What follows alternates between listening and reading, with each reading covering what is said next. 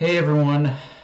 So right from the jump, this episode starts with a cold open with the scene of Law standing in front of the poneglyph in Kaido's possession. And obviously the anime added a few extra pieces to like showing Law descending into the basement level where it's located and intersplicing that with the Corazon flashback, which honestly really worked way better than I thought it would because it not only gave the scene an extra sense of emotional weight, but just the way the scene was done really gave it more of an unsettling perspective as well.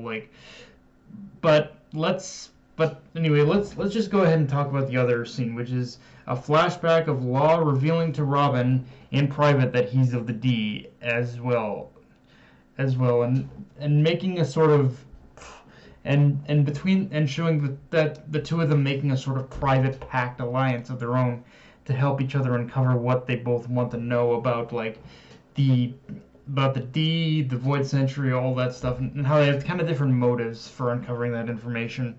And with Law, he just wants to know why the D are so persecuted. And and as I said this when reading the manga, but I'll say it here as well.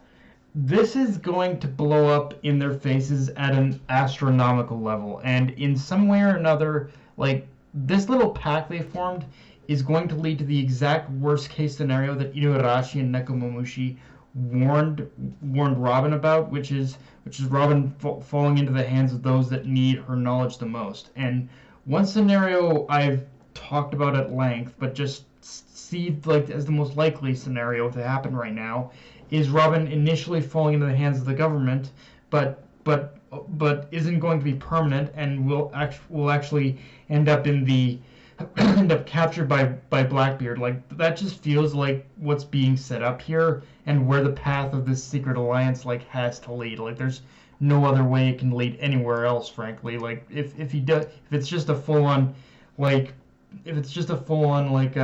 thing of the government capturing Robin, it's gonna feel too much like a retread of Enies Lobby. And yeah, Chopper finds a solution to the Isoni virus in Fire, which is the most obvious solution when you get down to it. Just the way the virus looks and works, it was obvious that the virus was freezing the victim's body heat, and now that Chopper does have the antidote, we can now move forward. Which anime wise, this has been going on a little longer than how I thought it would, but it did lead to one of the most stone cold epic moments of this episode, which I right out of the gate I really loved the moment this episode gave with Zoro looking at Kiku's severed arm, because again it not only showed how much he has genuinely formed a bond with the samurai in this arc, but that now that he has no choice but to fear the worst, and that so many emotions are going. You can tell in that one moment of looking at Hughes' arm, so many emotions are going through his head, and that he's forced to fear the worst, and that he feels too late to help them. And I think a chunk of this, I think a certain chunk of this was in the manga, but I'll be honest, the anime is extending this stuff in all the best ways possible, because just the way this anime handled this moment, I feel the emotional connection more. And Zoro himself was just absolutely done.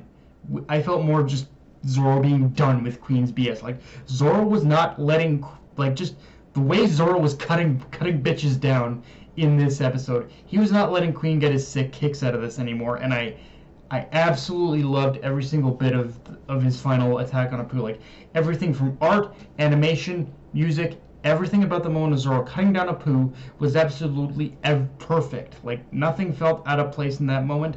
And seeing Zoro that stone cold, bloodthirsty and serious, even going so far as to even be willing to make the sacrifice of cutting down allies and foes who were affected by this virus to get the antidote. Stuff like that really shows this arc.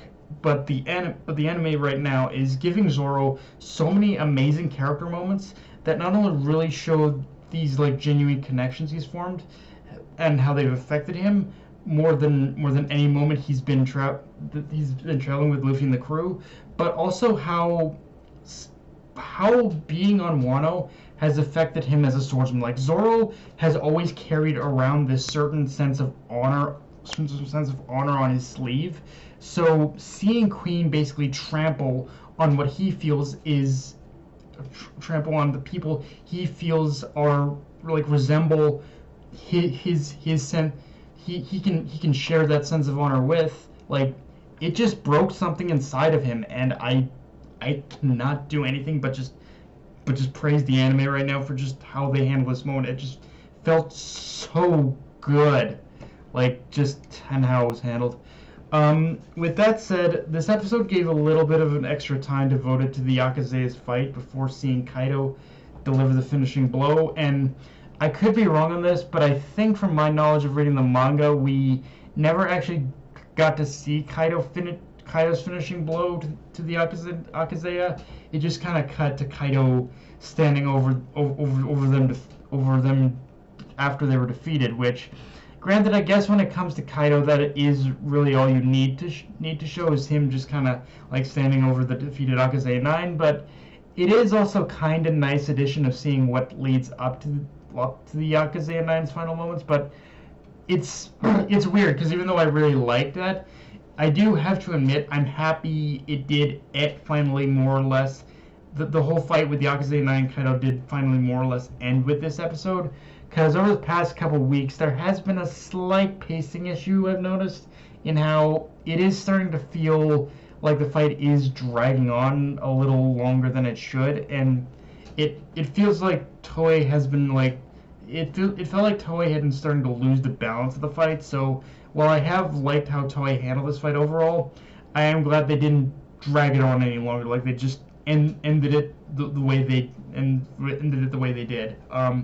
Regardless of that, though, the Yakuza 9 have definitely opened up a couple weak spots as well for Luffy to take advantage of, and the anime went that extra mile of like making Kaido come across as this really like monstrous demonic figure in this episode, like during the final moments where where he just delivers the finishing blows to the Yakuza, like stuff like that. Like they've really, if anything else, I can kind of praise the anime for giving Kaido like more moments that just make him come across as just an absolute fucking demon. So yeah, in that sense, it was a really great episode. But yeah, guys, that's pretty much all I got for this review. If you enjoyed the video, like, comment, subscribe. I'm on Twitter, Analyst Crunchyroll. Be sure to hit the notification bell, hit the subscribe button, and just share the video. And guys, Dark Knight of Anime signing off. Later, everyone.